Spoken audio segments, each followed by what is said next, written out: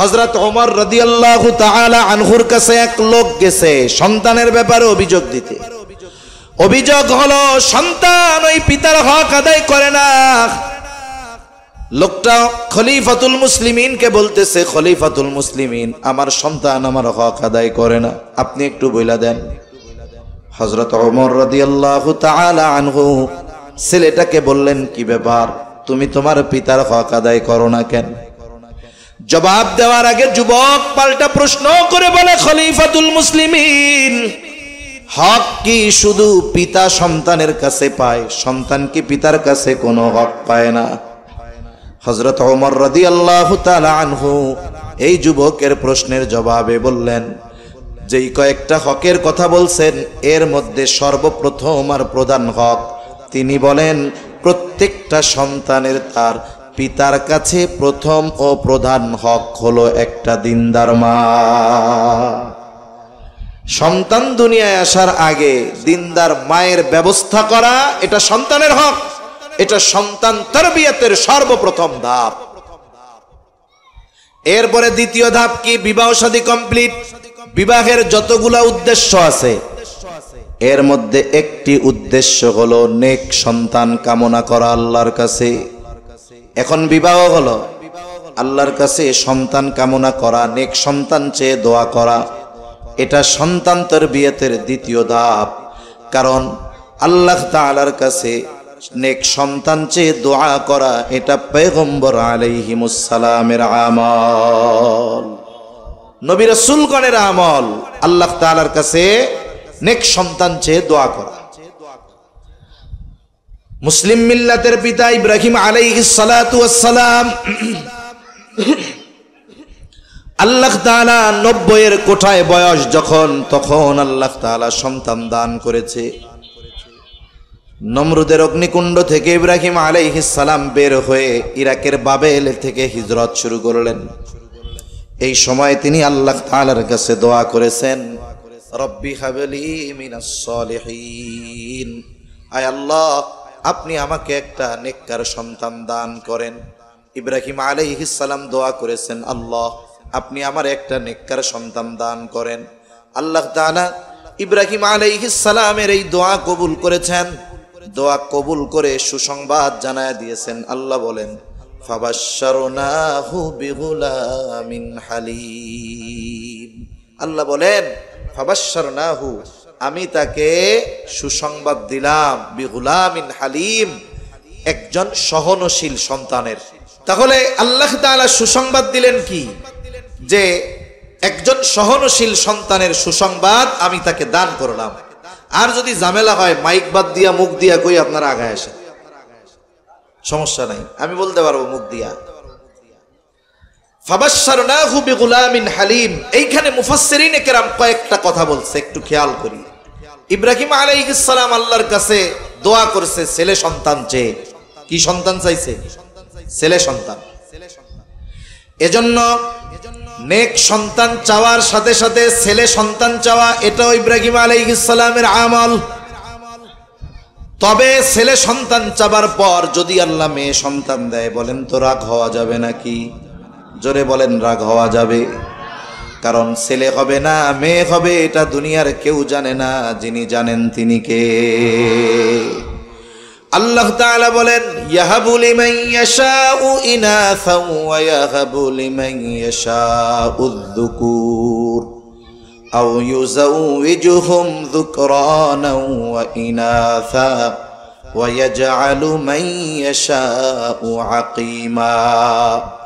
আল্লাহ তাআলা যাকে চান তাকে মেয়ে দেন, আল্লাহ তাআলা যাকে চান তাকে ছেলে সন্তান দেন, আল্লাহ তাআলা যাকে চান তাকে ছেলে মেয়ে উভয়টা দেন। আবার আল্লাহ তাআলা যাকে চান তাকে আকিম বানায় রাখেন, বন্দা বানায় রাখেন, কিছুই হয় না তার। তাহলে ইব্রাহিম আলাইহিস সালাম ছেলে সন্তান চেয়েছে, আমরাও দোয়া করব, তবে আল্লাহ যদি মেয়ে দেয় রাগ হওয়া যাবে না। আল্লাহ তাআলা সুসংবাদ দিলেন একজন হালিম সন্তানের, হালিম সহনশীল। মুফাসসিরিনে কেরাম বলেন, হালিম সহনশীলতা হলো এমন এক গুণ, বলে অনেকগুলো ভালো গুণের সমন্বয়ে একটা গুণ হলো সহনশীলতা। যেই লোক সহনশীল ব্যক্তি, এর মধ্যে সবর, শুকর, ইতাআত, আনুগত্যতা, সব ধরনের ভালো গুণ তার মধ্যে পাওয়া যায়। এই লোকটা সহনশীল। আল্লাহ তাআলা ইব্রাহিম আলাইহিস সালামের দোয়া কবুল করেছেন, এক সন্তান চেয়ে দোয়া করেছে, আল্লাহ একজন সহনশীল সন্তান দিয়েছে। এই সন্তান কতটা আনুগত্যশীল, এই সন্তান কতটা সহনশীল, আল্লাহ তাআলা এটা আবার পরে প্র্যাকটিক্যাল পরীক্ষার মাধ্যমে দেখায়া দিছে। এই সন্তান যখন বাবার সাথে চলার উপযুক্ত হয়, আল্লাহ তাআলা বলেন ফালাম্মা বালাগা মাআহুস সা'য়া ক্বালা ইয়া বুনাইয়া ইন্নী আরা ফিল মানাম আন্নী আযবাহুকা ফানজুর মাযা তারা। আল্লাহ তাআলা কয়, যখন ওই সন্তান বাবার সাথে চলার উপযুক্ত হয়েছে, আল্লাহ তাআলা ইব্রাহিম আলাইহিস সালামকে স্বপ্নে দেখাইলেন তিনি তার সন্তানরে জবাই করে। বলে সাধারণ মানুষের স্বপ্ন আর নবীদের স্বপ্ন এক নয়, নবীদের স্বপ্ন হলো ওহী। তার মানে নবীজি স্বপ্নে দেখছে ইব্রাহিম আলাইহিস সালাম সন্তানকে জবাই করতেছে, এটা সাধারণ স্বপ্ন নয়, বরং এই স্বপ্নের মাধ্যমে সন্তানকে জবাই করার আদেশ দিয়েছেন কে? আদেশ প্রাপ্ত হয়েছেন জবাই দেওয়ার জন্য। এবার তিনি সন্তানকে আইসা এই স্বপ্নের কথা শুনাইতেছেন। সন্তানকে এসে বলে, ইয়া বুনাইয়া ইন্নী আরা ফিল মানাম আন্নী আযবাহুকা, হে আমার সন্তান, আমি স্বপ্নে দেখলাম তোমারে জবাই করতেছি, এই ব্যাপারে তুমি কি কও? সন্তানও জানে আমার বাবার স্বপ্ন সাধারণ মানুষের স্বপ্নের মতো না, আমার বাবা যে স্বপ্ন দেখছে এটা আল্লাহর পক্ষ থেকে আদেশ। এখন কথা হলো, আল্লাহর আদেশই যদি হয় জবাই করা, তাইলে ইব্রাহিম আলাইহিস সালাম কেন সন্তানের কাছে গিয়া সন্তানের মতামত জানতে চায়? আদেশ করছে, উনি বাস্তবায়ন করবে, এটাই তো কাজ। সন্তানরে গিয়া জিজ্ঞাসা করার দরকার কি? জিজ্ঞাসা করার উদ্দেশ্য হলো তিনি সন্তানের মনোভাব জানতে চায় আল্লাহর এই আদেশের ব্যাপারে। সে আল্লাহর এই কঠিন আদেশের ব্যাপারে আনুগত্যশীল কিনা এটা পরীক্ষা করতে চায়। সন্তান যদি তখন বলতো, আব্বু ৮৬ বছর বয়সে আল্লাহ আমারে দান করছে, এখন আপনি আবার আমারে জবাই করতে চান, এটা কোনো কাম হইল নাকি? এই কথা সন্তান বলে কিনা এটা পরীক্ষা করতে চায় পয়গম্বর ইব্রাহিম আলাইহিস সালাম। কিন্তু বাবের বেটা সন্তান, নবীর ছেলে নবী হবে, জবাবটা ওইরকম। ইব্রাহিম আলাইহিস সালাম বলে, ফানজুর মাযা তারা, এই ব্যাপারে তুমি কি বলো? আর সন্তান বলে, ইয়া আবাতি ফাআল মা তুমার সাতাজিদুনি ইনশাআল্লাহু মিনাস সাবিরিন। সন্তান বলে, পিতা আপনি যেই ব্যাপারে আল্লাহর পক্ষ থেকে আদেশ প্রাপ্ত হয়েছেন আপনি সেটা পালন করেন, তার মানে আপনি জবাই করে দেন, পেরেশানি করেন না, চিন্তা করেন না। সাতাজিদুনি, আশা করা যায় আপনি আমাকে ধৈর্যশীলদের অন্তর্ভুক্ত পাবে। আপনি পেরেশানি করেন না, আল্লাহ কইছে আপনারা জবাই করতে, আপনি কাজ করে ফেলা। একটু চিন্তা করে দেখেন তো, অনেক অভিভাবকের অভিযোগ আমাদের সবারই কম বেশি আছে যে আমাদের সন্তানেরা কথা শোনে না। ইসমাইল আলাইহিস সালাম যেই বয়সে বলতেছে, আব্বা আল্লাহ আপনাকে যেটা আদেশ করেছে আপনি সেটা করেন, আর ওই বয়সে আমাদের সন্তানগুলারে দাঁড়াইতে কইলে বসে, বসতে কইলে শুয়া পড়ে, যা কই ডাইনে কইলে বামে যায়, উত্তরে কইলে দক্ষিণে যায়, ঠিক কিনা কোন? অথচ ওই সন্তানের অবস্থা কি? সে বাবার যখন প্রস্তাব দিছে আল্লাহর পক্ষ থেকে নির্দেশ, জবাই হওয়ার জন্য তৈরি হয়ে গেছে। ইব্রাহিম আলাইহিস সালামের সন্তান পিতার কথায় জবাই হইতে ছুরির তলে যাইতে প্রস্তুত। আমাদের সন্তান কথায় কথা শুনে না, বসতে কইলে দাঁড়ায় থাকে, দাঁড়াইতে বললে বসে থাকে। এই যে শুনে না কেন, বলে ইব্রাহিম আলাইহিস সালামের দুআর অন্যতম ফসল হলো ইসমাইল আলাইহিস সালাম। এখন আমরা আমাদের সন্তানদের জন্য দুনিয়ায় সন্তান আসার আগে কয়দিন আল্লাহর কাছে বলছি, আয় আল্লাহ রব্বি হাবলি মিনাস সালিহিন, রব আমার একটা নেককার সন্তান দেন, কয়দিন বলছি? এ বিষয়ে আমাদের নিজেদেরকে নিজেরা জিজ্ঞাসা করতে হবে। তার মানে পিতার দোয়ার প্রভাব সন্তানের জীবনের উপরে পড়ে, কথা বোঝা গেছে? এজন্য সন্তানের জন্য দোয়া করা এটা সন্তান তারবিয়াতের অন্যতম একটি অংশ। সন্তান দুনিয়ায় আসার আগে বেশি বেশি দোয়া করা, দুনিয়ায় আসার পরেও সন্তানের জন্য দোয়া করা। কারণ আমভাবে একটা দোয়া আল্লাহ তাআলা আমাদের শিখিয়ে দিয়েছেন, বিবাহিত হোক অবিবাহিত হোক, সন্তান থাকুক আর না থাকুক, যেমনই হোক সব সময় এই দোয়া করা আল্লাহ তাআলা শিখিয়ে দেন। রব্বানা হাবলানা মিন আজওয়াজিনা ওয়া যুররিয়াতিনা কুররাতা আ'য়ুনি ওয়াজআলনা লিল মুত্তাকিনা ইমামা। আল্লাহ তাআলা দোয়া শিখিয়ে দিছে, রব আপনি আমাকে এমন স্ত্রী সন্তান দান করেন যেগুলো আমার চক্ষু শীতলের কারণ হবে, মুত্তাকিনদের ইমাম আমাদের বানায় দেন।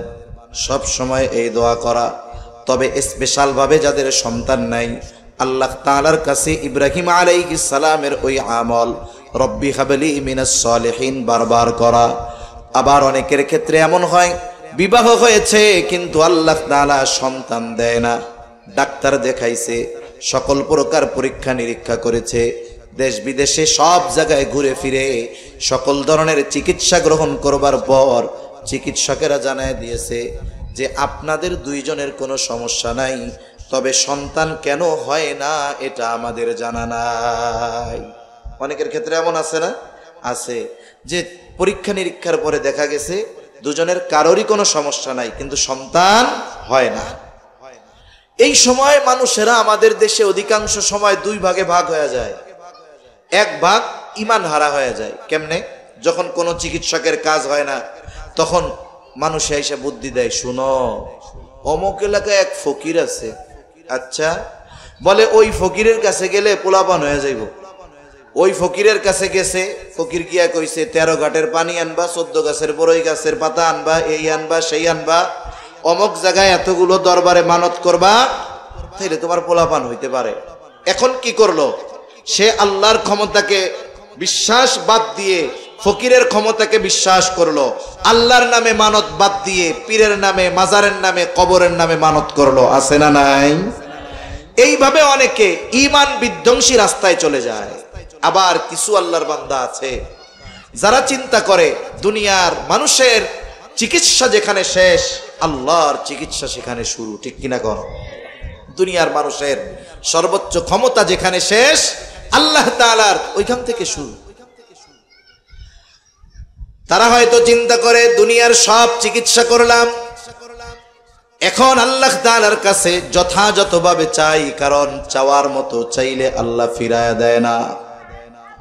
দুইজনে নিয়ত করছে টাকা পয়সা তো অনেক খরচ করলাম, এইবার বাইতুল্লাহ জিয়ারতে চলে যাই। স্বামী স্ত্রী দুইজনে টাকা জমা দিয়ে চলে গেছে হজ করতে। হজের সময় গিয়ে দোয়া কবুলের জায়গা আর সময় যত আছে সব জায়গায় দোয়া করছে, রোনা জারি করছে আল্লাহর কাছে। আরাফার ময়দানে গিয়ে দোয়া করছে, জাবালে রহমতে দোয়া করছে, মিনা মুজদালিফা সব জায়গায় দোয়া। একেবারে একাগ্রতা একনিষ্ঠতার সাথে আল্লাহর কাছে সন্তান চেয়েছে। কারণ আরাফার দিনের দোয়ার ব্যাপারে নবীজি বলেন, খায়রুদ দুআই দুআউ ইয়াউমিল আরাফা, আরাফার দিনের দোয়া হলো সর্বোত্তম দোয়া। আরাফার দিনে দোয়া করছে, দোয়া কবুল হয়ে গেছে। এমন লোকের খবর জানা আছে, ওই লোক সন্তান নাই, হজে গেছে স্বামী স্ত্রী দুইজন, হজ থেকে ফিরে আসছে, বছর ঘুরতে পারে নাই। আল্লাহ তাআলা উভয়ের কোল জুড়ে চক্ষু শীতল করনেওয়ালা সন্তান দান করেছে। আল্লাহর জন্য কি অসম্ভব? আল্লাহ চাইলে সন্তান দিতে পারেন কি পারেন না? জোরে বলেন, পারেন কি পারেন না? পারে। হযরত জাকারিয়া আলাইহিস সালাম নিজেও বৃদ্ধ হয়ে গেছে, স্ত্রীও বন্ধা, মোটামুটি উনি সুনিশ্চিত যে আমাদের আর কোনো সন্তান হবে না, নিশ্চিত হয়ে গেছে। তবে জাকারিয়া আলাইহিস সালাম মারিয়াম আলাইহিস সালামের এক দৃশ্য দেখে আল্লাহর কাছে দোয়া করছে। মারিয়াম আলাইহিস সালাম, ওনার বাবা ছিল ইমরান, উনি ছিলেন বাইতুল মুকদ্দাসের ইমাম। মারিয়াম আলাইহিস সালাম যখন গর্ভে, মারিয়াম আলাইহিস সালামের মা দোয়া করছে যে আয় আল্লাহ, আমার এই গর্ভে যেই সন্তান, এটাকে আমি আপনার জন্য উৎসর্গ করলাম। তার মানে এই সন্তান দুনিয়া আসার পর এরে আপনার জন্য আমি দিয়া দিব, বিবাহ শাদী করবে না, সংসার টংসার করবে না, একেবারে আপনার ঘর বাইতুল মুকাদ্দাসের খেদমতের জন্য উৎসর্গ করে দিলাম। মুফাসসিরিনে কেরাম বলেন ওই সময় বাইতুল মুকাদ্দাসের সেবক হিসাবে, খাদেম হিসাবে কোনো মেয়েকে গ্রহণ করা হতো না। কিন্তু মারিয়াম আলাইহিস সালামের মা তো নিয়ত করছে যে আমার এই সন্তানকে আমি আপনার ঘরের জন্য উৎসর্গ করে দিলাম, আপনার জন্য উৎসর্গ করে দিলাম। তার মানে মারিয়াম আলাইহিস সালামের মা মুখ দিয়ে নয় বরং কৌশলে আল্লাহ তাআলার কাছে ছেলে চেয়েছে। কারণ উনিও জানে বাইতুল মুকাদ্দাসে কোন নারীকে রাখা হবে না, রাখা তো হবে ছেলে। সুতরাং উনি মানত করছে যে আমার এই সন্তান আপনার ঘরের জন্য আমি এটারে দিয়া দিব, আপনার ঘরের সেবক খাদেম হিসাবে এটা থাকবে। এখন আল্লাহ দিছেন মেয়ে। যখন মেয়ে ভূমিষ্ঠ হয়েছে উনি তো অবাক হয়ে গেছে, হইলটা কি, চাইলাম কি আর হইল কি। লম্বা কথা, মারিয়াম আলাইহিস সালাম যখন একটু বুঝতে শিখলেন ওনাকে পাঠিয়ে দেওয়া হলো। বাইতুল মুকাদ্দাসের ইমাম ওনার বাবা ইমরান, উনিও দুনিয়া থেকে চলে গেছেন। এবার ইমামের দায়িত্ব পাইছেন জাকারিয়া আলাইহিস সালাম, আর ইনি হলো মারিয়াম আলাইহিস সালামের খালু। মসজিদের পাশে ওনার জন্য একটা রুম বানানো হয়েছে। সারাদিন উনি ওই রুমের মধ্যে অবস্থান করে, আর রাতের বেলা খালার কাছে থাকে, দিনে এই জায়গায় থাকে। দিনের বেলায় যখন তিনি রুমের মধ্যে থাকেন, জাকারিয়া আলাইহিস সালাম মাঝে মধ্যে গিয়া খোঁজ খবর নেয়। ইতিমধ্যে মারিয়াম আলাইহিস সালাম প্রাপ্তবয়স্কা হয়ে গেলেন। একদিন তিনি গোসল করতেছে, এমত অবস্থায় আল্লাহর নির্দেশে ফেরেশতা জিবরাইল আলাইহিস সালাম সুদর্শন এক যুবকের আকৃতিতে মারিয়াম আলাইহিস সালামের সামনে উপস্থিত। একজন নারী, সতী নারী, ওই অবস্থায় যদি সামনে কোনো পুরুষ দেখে সে তো ভীত সন্ত্রস্ত হয়ে যাবে। তিনি নিজেকে গুটিয়ে নিয়েছেন, আল্লাহর কাছে আশ্রয় চাচ্ছেন। তখন অভয় দিয়ে ফেরেশতা বলে, ভয় পেও না, আমারে আল্লাহ পাঠাইছে একটা মিশন নিয়ে। মিশন কি?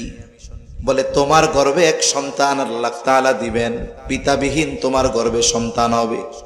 মারিয়াম আলাইহিস সালাম বলেন, কেমনে এটা? আমারে তো কেউ স্পর্শ করে নাই। আল্লাহ তাআলাই সবকিছু করবে, আল্লাহর নির্দেশে। এবার ফেরেশতা মারিয়াম আলাইহিস সালামের গর্ভে রূহ ফুঁকে দিলেন। ঈসা আলাইহিস সালামের রূহ মাতৃগর্ভে পৌঁছায় গেল। এইবার তিনি সন্তান সম্ভবা। তিনি যে গর্ভে সন্তান ধারণ করতেছে দুনিয়ার কেউ জানে না, কারো কাছে কোনো খবর নাই। তাফসীরের মধ্যে আসছে, মুফাসসিরিনে কেরাম বলেন স্বাভাবিকভাবে যখন কোনো মহিলা সন্তান সম্ভবা হয় তখন তার শারীরিক গড়ন গঠনের মধ্যে পরিবর্তন হয়। সন্তানের বয়স পেটের মধ্যে যত বাড়ে গড়ন গঠন তত পরিবর্তন হয়। স্বাভাবিকভাবে বোঝা যায় এই মহিলা প্রেগন্যান্ট।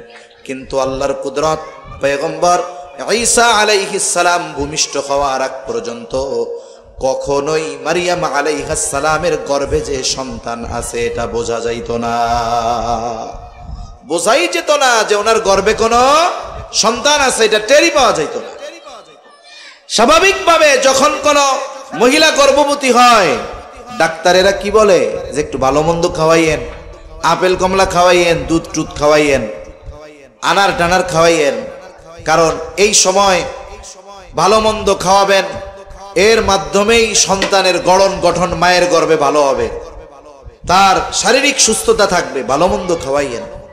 এখন মারিয়াম আলাইহিস সালাম সন্তান সম্ভবা, ভালো মন্দ খাওয়ার তো দরকার, কিন্তু ওনার আত্মীয় স্বজন কেউ তো জানে না উনি প্রেগন্যান্ট, গর্ভবতী। কেউ জানে? কিন্তু জানে কে?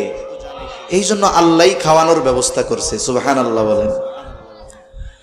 জাকারিয়া আলাইহিস সালাম যখনই রুমের মধ্যে খোঁজ নেওয়ার জন্য ঢুকতেন, আল্লাহ তাআলা বলেন, কুল্লামা দাখালা আলাইহা জাকারিয়াল মিহরাবা ওয়াজাদা ইনদাহা রিজকা। যখন জাকারিয়া আলাইহিস সালাম মারিয়াম আলাইহিস সালামের রুমের মধ্যে ঢুকতেন, দেখতেন হরেক রকমের ফলমূল, যেই ফলগুলো বাজারে পাওয়া যায় না, যেই ফলের সিজন না। এখন তো সারা বছর আম পাওয়া যায়, বাজারে এখনো আম আছে না নাই? দাম বেশি হলেও আছে, কারণ কৃষি প্রযুক্তি প্রযুক্তিতে উন্নতি, এই জন্য সারা বছর পাওয়া যায়। যতই সারা বছর পাওয়া যাক না কেন, জ্যৈষ্ঠ মাসে আমের যেই স্বাদ, এটা অন্য সময় পাওয়া যায় না। জাকারিয়া আলাইহিস সালাম ভেতরে ঢুইকা দেখে হরেক রকমের ফলমূল, খাবার দাবার। জিজ্ঞাসা করে, ক্বালা ইয়া মারইয়ামু আন্না লাকি হাদা, ও মারিয়াম, এটা তুমি কোথায় পাইলা? তোমার জন্য এগুলো কোথা থেকে আসলো? মারিয়াম আলাইহিস সালাম জবাব দেয়, ক্বালাত হুয়া মিন ইনদিল্লাহ, এই রিজিক কার পক্ষ থেকে আসছে? জবান খুলে বলে, আল্লাহর পক্ষ থেকে আসছে, এগুলো আল্লাহ দিছে আমারে। জাকারিয়া আলাইহিস সালাম পয়গম্বর, ঈমানের ক্ষেত্রে সর্বোচ্চ অবস্থানে স্থান তাদের। যখন বলছে ক্বালাত হুয়া মিন ইনদিল্লাহ, আল্লাহর তরফ থেকে আসছে, তিনি আর কোনো কথা বলেন নাই, কারণ তার ঈমান এত পাওয়ারফুল। তিনি জানেন আল্লাহ যদি চায় কোনো মাধ্যম ছাড়া সরাসরি বান্দাকে খাওয়াতে পারে। তিনি আর কিছু বলেন নাই। কিন্তু আমাদের কারোর সাথে যদি এমন ঘটনা ঘটে, সে যদি কয় যে এইটা আমারে আল্লাহ দিছে, আমরা আগে লাঠি একটা নিয়ে কমু আল্লাহ দিছে বুঝলাম, কিন্তু তুই পাইছস কই, এটা ক আগে। ঠিক কিনা বলেন? কারণ আমরা ওই পর্যায়ের ঈমান অর্জন করতে পারি নাই যে কোনো সংশয়, কোনো সন্দেহ মুক্ত আমরা থাকতে পারবো, ওই পরিমাণ ঈমান আমাদের নাই। জাকারিয়া আলাইহিস সালাম যখন বলছে আল্লাহ দিছে, আল্লাহর পক্ষ থেকে আসছে, আর কোনো কথা বলেন না। তবে ওনার দিলের মধ্যে একটা চিন্তা আসছে, হারে যেই মালিক মারিয়ামকে অসময়ে গাছ পাকা তরুতাজা ফল খাওয়াতে পারে, ওই মালিক আমি বৃদ্ধ হলেও, আমার স্ত্রী বন্ধা হলেও সন্তান দিতে পারে। ঠিক কিনা গণ? একেবারে ওই রুমের মধ্যেই তিনি আল্লাহর কাছে দোয়া করেন। আল্লাহ বলেন, হুনালিকা দাআ জাকারিয়া রাব্বাহ ক্বালা রব্বি হাবলি মিন লাদুনকা যুররিয়াতান তাইয়্যিবাহ ইন্নাকা সামিউদ দুআ ফানাদাতহুল মালাইকাতু ওয়া হুয়া কাইমুন ইউসাল্লি ফিল মিহরাব আন্নাল্লাহা ইউবাশশিরুকা বিয়াহইয়া। তিনি ওই রুমের মধ্যেই আল্লাহর কাছে বলে, রব আপনি আমার একটা পবিত্র সন্তান দেন। ক্বালা রব্বি হাবলি মিন লাদুনকা যুররিয়াতান তাইয়্যিবাহ, ও রব আপনি যেমন মারিয়াম রে অসময়ে ফল খাওয়াইছেন, আপনি তো চাইলে আমারে সন্তান দিতে পারেন, আপনি আমার একটা পবিত্র সন্তান দেন। জাকারিয়া আলাইহিস সালামের দোয়া আল্লাহ কবুল করছে। এরপরে তিনি তিনার রুমের মধ্যে চলে গেছেন। আল্লাহ তাআলা ফেরেশতাদের মাধ্যমে সংবাদ পাঠায়া দিছে, সুসংবাদ। ফানাদাতুহুল মালাইকাতু ওয়া হুয়া কাইমুন ইউসাল্লি ফিল মিহরাব, তিনি তার রুমের মধ্যে নামাজে দণ্ডায়মান। ফেরেশতারা ডাক দিয়েছে সুসংবাদের জন্য, আন্নাল্লাহা ইউবাশশিরুকা বিয়াহইয়া, আল্লাহ তাআলা আপনাকে সুসংবাদ দিয়েছে এক সন্তানের, সাথে সাথে ওই সন্তানের নাম আল্লাহ রেখে দিয়েছেন ইয়াহইয়া। তাহলে যেই কথা বলতেছিলাম যে দোয়া হলো এমন এক অস্ত্র, দোয়ার পাওয়ার হলো এমন, বলে অসম্ভবকে আল্লাহ তাআলা দোয়ার মাধ্যমে সম্ভব করে দেয়। এজন্য সন্তান তরবিয়তের দুনিয়ায় আসার আগে গুরুত্বপূর্ণ বিষয় হলো নেক সন্তান চেয়ে কার কাছে দোয়া করা? আল্লাহর কাছে বারবার বারবার বলা। সন্তান দুনিয়ায় ভূমিষ্ঠ হওয়ার পরে যদি সে অবাধ্য হয়ে যায়, নিজের চেষ্টা প্রচেষ্টা অব্যাহত রাখার সাথে সাথে আল্লাহর কাছে বারবার দোয়া করা, তাহলে কি হবে? আল্লাহ চাইলে হেদায়েত হবে। যদি সে পথচ্যুত হয়েই থাকে, আমার আপনার যদি কোনো ত্রুটি বিচ্যুতি প্রচেষ্টার ক্ষেত্রে না থাকে, কিয়ামতে আল্লাহর সামনে অপরাধীর কাঠগড়ায় দাঁড়ানো লাগবে না। এরপরে সন্তান দুনিয়ায় আসলো, কিছু হুকুক আছে সন্তানের, সেগুলো তো আদায় করতে হবে। এরপরে মৌলিক কয়েকটা বিষয় আছে সন্তান প্রতিপালনের। কয়েকটা বিষয়ের মধ্যে গুরুত্বপূর্ণ বিষয়গুলো বলি। এক নাম্বার, সন্তান দুনিয়ায় আসছে, একটু বড় হওয়া শুরু হয়েছে, এর আগে তো তার কিছু হক আছে, এগুলো তো থাকবেই। এরপরে সর্বপ্রথম গুরুত্বপূর্ণ হক যেটা, তাওহীদ আর ঈমানকে তার হৃদয়ে সুদৃঢ় করা, আল্লাহর প্রতি বিশ্বাস তার অন্তরের মধ্যে সুদৃঢ় করা, আল্লাহর পরিচয় তাকে দেওয়া। হযরত লোকমান তার সন্তানদেরকে কিছু উপদেশ দিয়েছেন, নসিহত করেছেন, যেগুলো আল্লাহর খুব পছন্দ হয়েছে, যার কারণে ওই নসিহতগুলো আল্লাহ তাআলা উম্মতে মুহাম্মাদির জন্য দিয়েছেন। কোরআনুল কারীমে 21তম পারায় সূরা লোকমান নাম দিয়া ওই সূরার মধ্যে আল্লাহ তাআলা লোকমান আলাইহিস সালামের সন্তানদেরকে করা গুরুত্বপূর্ণ উপদেশগুলো আল্লাহ উল্লেখ করেছেন। এখানে সর্বপ্রথম তিনি সন্তানদের কি উপদেশ দিয়েছে? আল্লাহ তাআলা বলেন, ওয়া ইয ক্বালা লুকমানু লিবনিহি ওয়া হুয়া ইয়াইদুহু ইয়া বুনাইয়া লা তুশরিক বিল্লাহ। হযরত লোকমান তার সন্তানরে ওয়াজ করতেছে, ইয়া বুনাইয়া লা তুশরিক বিল্লাহ, হে আমার বৎস তুমি আল্লাহর সাথে শিরিক কইরো না। ইন্নাশ শিরকা লাযুলমুন আযীম, শিরিক হলো মহা জুলুম, মহা অন্যায়। এইখানে মূলত তিনি আল্লাহর সাথে তার সন্তানের পরিচয় ঘটায় দিচ্ছেন, আল্লাহরকে পরিচয় করায় দিচ্ছেন, একত্ববাদের সাথে পরিচয় করায় দিচ্ছেন। এজন্য আমরাও সন্তানদের অন্তরে শিশুকাল থেকেই ঈমানের বীজ বপন করব। ছোট মানুষ 4-5 বছর বয়স, ও ঈমানের কি বুঝবে? বলে কিছু না বুঝুক, অনেক সময় ছোটবেলা আছে, অনেক পড়া আমরা মুখস্থ করেছি না বুঝা, করছি না? কিন্তু বুঝছি কখন? 3 বছর পর। তখন ওই আগের পড়াটা কাজে লাগছে। ওই সময় যারা চিন্তা করছে দার কিছু বুঝি না, মুখস্থ কইরা পইরা লাভ কি, ওরা পরে গিয়ে পস্তাইছে, ঠিক কিনা? এজন্য ছোট থাকতেই বাচ্চার অন্তরে ঈমানের বীজ বপন করব। বলে কেমনে? বলে বারবার আল্লাহর পরিচয় তার সামনে তুলে ধরেন। আপনার গল্পের আলোকে আপনি আল্লাহর পরিচয় তার সামনে তুলে ধরেন। আল্লাহ রহমান, আল্লাহ রহিম, আল্লাহ গফুর, আল্লাহ আমাদের খালেক, আল্লাহই আমাদের রিজিক দেয়। গোটা পৃথিবীর যত সৃষ্টি আছে সব সৃষ্টিকে আল্লাহ রিজিক দেয়। বলে এই যে আমরা যা খাই, যদিও দেখো তোমার আব্বু কিনে আনছে, কিন্তু এই রিজিকের ব্যবস্থা মূলত যিনি করেছেন তিনি কে? এই কথাগুলো বারবার বলার মাধ্যমে তার আত্মবিশ্বাস তৈরি হবে যে পৃথিবীর সব কিছু আল্লাহ সৃষ্টি করেছে, আমারে আল্লাহ সৃষ্টি করেছে, আমার খাবার আল্লাহ দেয়, সব কিছুর ব্যবস্থাপনা আল্লাহ তাআলা করে। কোনো কিছু চাওয়ার ক্ষেত্রে তাকে শেখাবেন, এটা আমার কাছে চাওয়ার আগে আল্লাহর কাছে চাও, তাইলে আল্লাহ হয়তো ব্যবস্থা করে দিবে। এইভাবে আল্লাহর পরিচয় বারবার তার সামনে তুলে ধরা। তারপরে কোনো কিছু করবে ইনশাআল্লাহ বলানোতে অভ্যস্ত করা। তারপরে ভালো কিছু পাইলে আলহামদুলিল্লাহ বলায় অভ্যস্ত করা।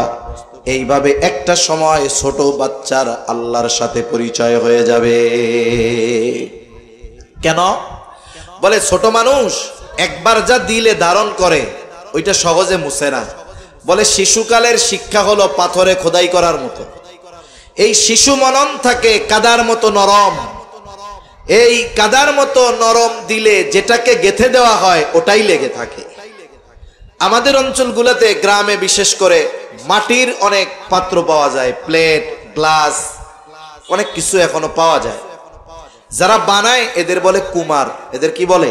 কুমার বলে। এখন কুমার বানাইতে পারবে কখন? বলে মাটি যখন নরম থাকবে তখন। কুমার যত অভিজ্ঞ হোক, যদি শক্ত মাটি আইনা দিয়া কই যে তুই একটা গ্লাস বানা, ও বানাইতে পারবে? পারবে না। মাটিও নরম লাগবে আর ওই কাজ জানাও লাগবে। এই মাটি নরম যখন থাকে, কুমার কি করে? মাটিটা একটা চাকার উপরে ঘুরায়, চাকা ঘুরে, আর ওই নরম মাটিকে কুমার তার হাতের নৈপুণ্যতা দিয়ে একই মাটি, কিছু মাটি দিয়ে প্লেট বানায়, কিছু দিয়ে গ্লাস বানায়, কিছু দিয়ে জগ বানায়, কিছু দিয়ে ফুলের টব বানায়। বানায় কি বানায় না? বানাইতে পারে কেন? বলে মাটি নরম আছে, এই জন্য যেমন খুশি তেমন বানাতে পারতেছে। অনুরূপভাবে শিশু মনন ওই রকম। আপনি আমি যদি গল্পে গল্পে তাকে আল্লাহর পরিচয় শেখাই, তাহলে আল্লাহর পরিচয়ের বীজ তার অন্তরে বপন হবে। দুনিয়াতেও বীজ যত ভালো হোক, মাটি যদি শক্ত হয়, উপরে রেখে দিলে ওইটাই ফসল হয় না। এই জন্য শিশু মননে ঈমানের শিক্ষা গল্পের মাধ্যমে আস্তে আস্তে ঢুকায়া দিতে হবে। 2 নম্বর বিষয়, বলে সন্তানের উত্তম চরিত্র আর নৈতিকতা গঠনের চেষ্টা ছোটকাল থেকেই অভ্যস্ত করতে হবে। সত্য বলায় অভ্যস্ত করা, আমানতদারিতা শেখানো, সালামে অভ্যস্ত করা। এগুলো কেমনে করব? বলে ছোটরা আদেশ দিলে করে না, ওরা দেখে দেখে করে। আমরা বাসায় ঢুকতে বের হতে ছোটদের সালাম দিব, আমরা ঢুকতে বের হতে সালাম দেওয়ায় অভ্যস্ত হব। তাদেরকে শেখাবো কারো জিনিস না বলে ধরতে হয় না, কেউ যদি কোনো জিনিস তোমার কাছে রাখে ওইটা নষ্ট করতে হয় না। এইভাবে ছোট বাচ্চাদের যদি আমরা কর্মের মাধ্যমে অভ্যস্ত করাই, আশা করা যায় ওই বাচ্চার নৈতিক চরিত্র ওই বাচ্চা থেকেই গড়ে উঠবে।